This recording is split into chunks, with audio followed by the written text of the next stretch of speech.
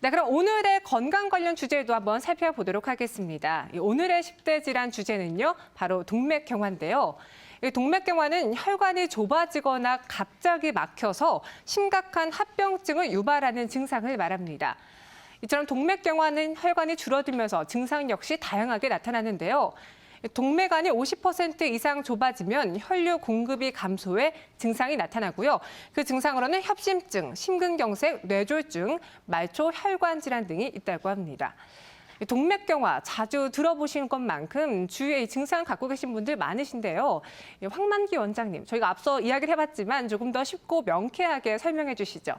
예, 그 사회자님께서 지금 이제 예비적으로 잘 설명 말씀을 해주셨는데 조금 더 제가 좀 분류해서 말씀을 드려볼게요. 사실은 지금 화면상에 나온 거는 동맥경화의 증상이라고 뭐 굳이 얘기를 할 수도 있지만 죽상경화증에 해당되는 것들도 지금 같이 말씀을 해주셨으니까 제가 명확하게 좀 비교해서 분류해서 말씀을 한번 올려보겠습니다. 자, 동맥경화에 대해서 제가 설명을 드리고 죽상경화에 대해서 설명을 드리려고 한다고 말씀을 드렸는데 이것들을 구분해서 알기 위해서는 먼저 동맥이 어떻게 생겼는지 그 모양을 아는 게 중요합니다. 저희는 해부학적 구조를 아는 게 중요하다 이렇게도 표현할 수가 있겠는데 동맥은 한마디로 수도 파이프예요. 그러니까 수도 파이프처럼 이렇게 원통형으로 되어 있는데 동맥은 이렇게 그 안에 이제 혈액이 동맥혈이 이제 지나다니지 않겠습니까? 근데 그 동맥혈을 감싸고 있는 조직이 세 조직으로 이루어져 있어요.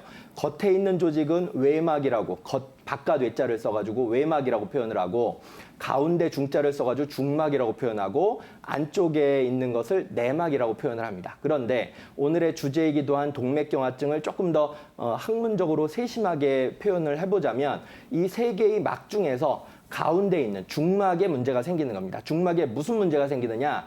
노화가 진행이 되는 거죠. 중막에 노화가 진행이 되면은 탄력성이 떨어지고 섬유화가 일어나게 됩니다. 섬유화가 일어난다는 얘기는 좀 딱딱해, 부들부들해지지 않고 좀 딱딱해가지고 좀 대응 능력이 떨어진다는 의미거든요. 어쨌든 그런 양상들이 나오게 되는 것은 노화가 이제 일반적인 원인이고 고혈압도 일반적인 동맥경화의 원인이기도 합니다. 그렇기 때문에 이거는 특정한 한 장소에서만 나타나는 게 아니고 미만성으로, 즉 미만하다는 얘기는 쫙 이렇게 퍼져 있다는 얘기예요. 그러니까 전체의 동맥 조직 중에 중막 조직이 이렇게 쫙 퍼져 있는 경향성을 가지면서 좀 이렇게 딱딱하게 섬유화가 되고 굳어 있어가지고 탄력성이 떨어진다. 이렇게 이제 이해하시면 되고 그 결과로서 그 이제 딱딱해진 그 혈관을 뚫으면서 이렇게 혈행을 보내야 되기 때문에 심장의 근육 자체가 커지는 심근 비대 현상으로 이제 귀결되는 그런 것들이 이제 동맥경화라고 할 수가 있다면 죽상경화라고 혹시 못 들어보신 분들도 많이 계실 거예요. 죽상경화가 사실은 오히려 동맥경화보다 훨씬 더 핫 아이템, 핫 이슈, 건강에 있어서의 그런 문제가 된다라고도 알려져 있는데 죽상경화는 말 그대로 이 죽자라고 하는 게 뭐냐면 밥 먹다, 죽 먹다 할 때 그런 죽입니다. 즉, 죽 모양으로 끈끈하다 이거죠. 그러니까 이렇게 부드럽게 흘러가지 않고 끈끈한 뭔가가 이렇게 동맥 조직 안에 생긴 거예요. 그런데 아까 제가 동맥경화는 중막, 가운데 있는 막의 문제라고 그랬는데 이 죽상경화라고 하는 거는 안쪽에 있는, 즉 내막에 문제가 있는 겁니다. 내막에 어떤 문제가 있느냐? 고콜레스테롤 혈증, 콜레스테롤, 그러니까 나쁜 콜레스테롤을 너무 많이 섭취를 하고 지방질 있는 육류들을 너무 많이 섭취를 하게 되면 이 나쁜 콜레스테롤이 이제 자꾸만 쌓이다 보면은 내막에 죽종, 죽상종이라고도 하고 죽종이라고 하는 이렇게 뭔가 이렇게 종기처럼 이렇게 돋아나는 겁니다. 안쪽으로 돋아나가지고 당연히 혈행의 흐름을 방해하겠죠. 그런데 이거는 아까 동맥경화와는 좀 다르게 동맥경화는 미만형으로 쫙 이렇게 다 퍼져 있는 노화의 일종이니까 그렇게 말씀을 드렸는데 죽상경화라고 하는 거는 특정한 부위에 문제가 되는 경우가 많습니다. 즉, 뇌동맥에 만약에 죽상경화의 양상이 드러나면 뇌경색이 발생을 하는 것이고 심장 자체의 혈행을 공급하고 있는 관상동맥의 내막의 죽종 같은 것 때문에 이 죽상경화증이 생겨나면 협심증이 생겨나는 거죠. 근데 이런 것들은 아까 말씀드렸던 것처럼 고콜레스테롤 혈증이라고 하는 아주 명백한 원인에 의해서 죽상경화증이 발생을 하고 이런 것들이 이제 협심증이라든지 아까 심근경색이라든지 뇌경색 같은 걸 일으킬 수 있기 때문에 요걸 좀 동맥경화하고 죽상경화는 좀 구분해서 이해하는 게 좋은데 사실 임상적으로는 동맥경화의 상황과 죽상경화의 상황이 같이 혼재돼서 나타나는 경우도 아주 흔합니다. 그렇기 때문에 죽상 동맥경화증 이렇게 혼용된 용어로도 요즘은 굉장히 많이 쓰고 있다. 이렇게 이해하시면 좋으실 것 같습니다. 네, 죽상경화증 그리고 동맥경화증으로 분류해서 설명을 해주셨는데 원인도 잠깐 말씀해 주셨어요. 그런데 이 두 가지 증상을 일으키는 가장 큰 원인은 어떤 것들이 있는지도 설명해 주시죠. 네. 네.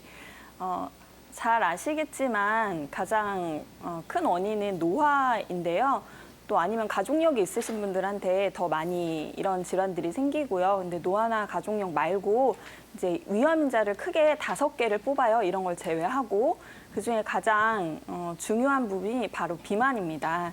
비만은 뭐 우리 복부 비만, 하체 비만 이런 식으로 그런 체형에만 문제가 되는 게 아니라 혈관에도 지방 성분이 많이 있을 수밖에 없잖아요. 그러니까 비만이 일단 가장 문제가 되는 위험 인자라고 생각하시면 되고요. 두 번째는 고혈압입니다. 고혈압이 있으신 분들 같은 경우는 혈관의 압력이 너무 높아지다 보니까 내벽 손상을 많이 입을 수가 있고요. 또 높은 압력에 계속 견디다 보니까 혈관의 탄력이 많이 떨어지게 됩니다. 그래서 동맥경화의 주요 원인 인자로 고혈압을 들 수가 있고 또 세 번째는 당뇨병인데요. 당뇨병 있으신 분들이 동맥경화가 이제 많이 오는데 당뇨병은 혈액 내에 포도당 수치가 높잖아요. 그러니까 말 그대로 혈관이 좀 더 이제 끈적거리게 되는 건데요.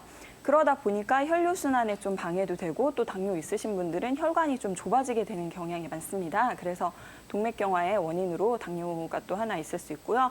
네 번째는 아까 원장님께서도 설명하셨지만 콜레스테롤인데요.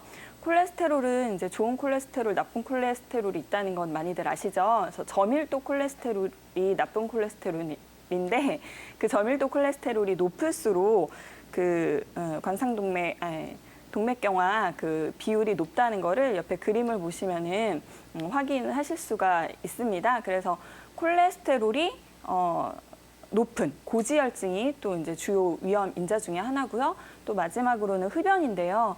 흡연을 하게 되면은 혈관이 이제 수축을 하게 됩니다. 그리고 혈관 탄력성도 많이 떨어지고 그래서 동맥경화의 주요 위험 인자가 되기 때문에 반드시 금연하시는 게 좋습니다. 네.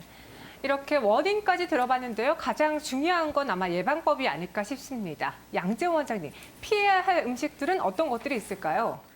네, 예로부터 약식 동원이라 하여 약과 음식은 한 가지 뿌리에서 근원한다고 하였습니다.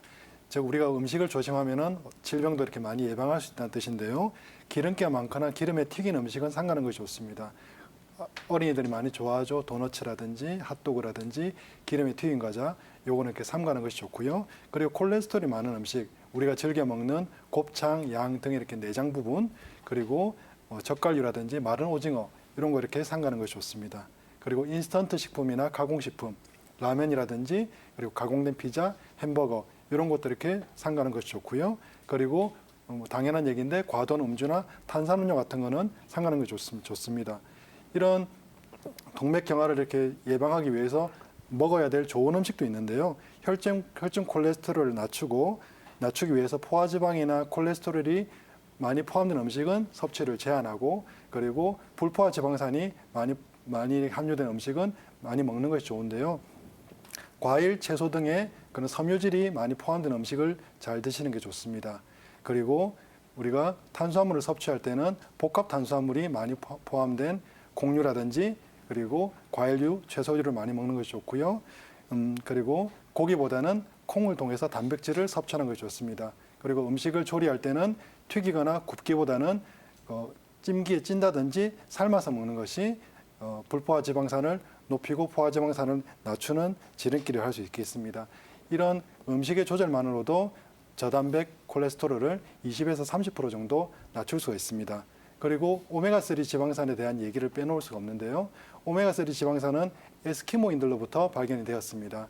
에스키모인들은 기름기가 많은 지방을 많이 섭취하는데도 암이나 심장병, 당뇨 같은 질환은 걸리지 않는 것을 연구자들이 아주 의아해했습니다. 여기에 대한 대답이 등푸른 생선을 많이 먹는 에스키모인들의 오메가3에 대해서 연구를 이렇게 하게 되었는데요. 실제로 오메가3를 오메가3가 함유된 등푸른 생선을 많이 섭취한 경우 이러한 질환들이 낮아지는 것을 많이 관찰하게 되었습니다. 미국에서 이런 연구가 진행되고 있었는데 옥수수의 습격이라는 다큐멘터리도 제작되고 책으로도 많이 읽히고 있는데요.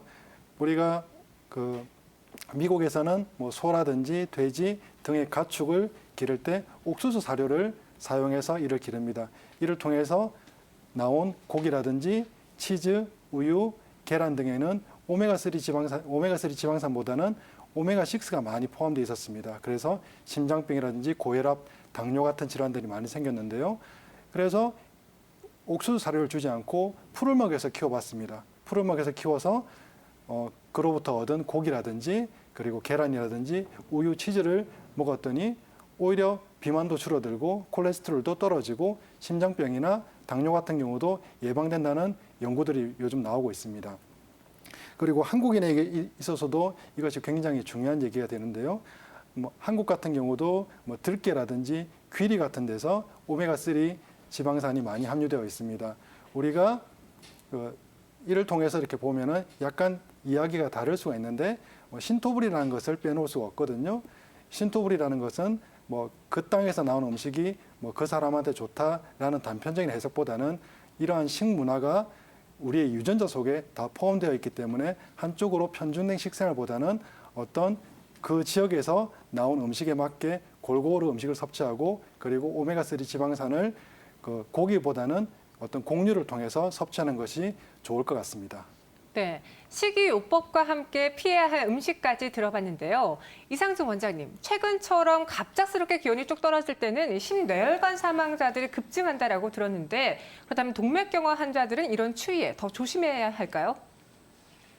네, 추운 겨울에 우리가 화장실에서 볼일을 보다가 갑자기 뇌출혈로 그렇게 쓰러졌다는 얘기를 한 번쯤은 들어보셨을 거예요. 그것이 이제 추위와 동맥경화 그리고 뇌출혈 이 세 가지의 연관관계를 이제 설명해주는 그런 이야기가 될 텐데요. 우리가 추위에 노출되면 일단 자율신경 중에서 교감신경이 긴장하게 됩니다. 교감신경이 긴장하게 되면 혈관이 수축하게 되고요. 특히나 추운 날씨에는 우리 피부 가장 말초 쪽에 가장 바깥쪽, 가장 끝쪽에 수축이 더 심하게 일어나게 되죠. 그러면은 말초의 저항성이라는 것이 커지게 되고 그렇기 때문에 혈관의 압력 자체가 높아지게 됩니다. 그래서 뇌출혈 같은 그런 혈관이 터지는 그런 질환이 발생하게 되는 것이죠. 그리고 뇌혈관이나 심장혈관에 수축이 일어나는 경우에는 동맥경화 환자분들 같은 경우에 안 그래도 좁아져 있는 혈관이 더 좁아지게 됩니다.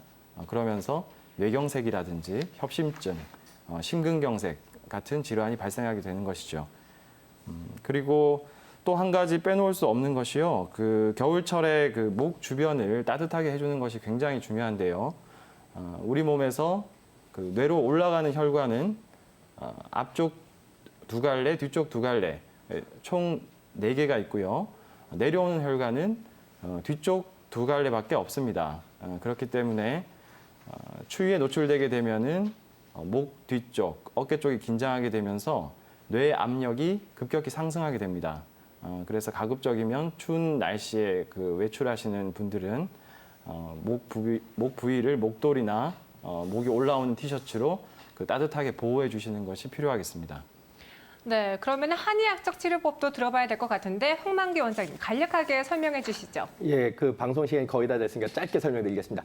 한의학적으로는 기체 즉 혈체, 그러니까 정상적인 기운의 흐름이 원활하지 않으면 혈행순환이 나빠진다. 그리고 어혈이 생긴다. 이렇게 이제 보고 있어요. 즉 어혈 자체가 중요한 치료의 대상이 되는데 한의학 약제 중에서 여러 처방들도 많은데 구어혈지제, 즉 어혈 이렇게 몰아내준다 이런 처방들이 굉장히 많습니다. 계지복용한 가감방이라든지 당귀자격산 가감방이라든지 도액승기탄 가감방 이런 처방들을 적절하게 체질과 병증에 맞게 쓰게 되면 또 같이 침 치료나 뜸 치료를 같이 병행을 하게 되면 굉장히 도움이 많이 되는, 즉 어혈 개선에 어혈 증상을 몰아내주는데 도움이 많이 되는 그런 효과를 보실 수가 있겠다 이렇게 말씀을 드리겠습니다.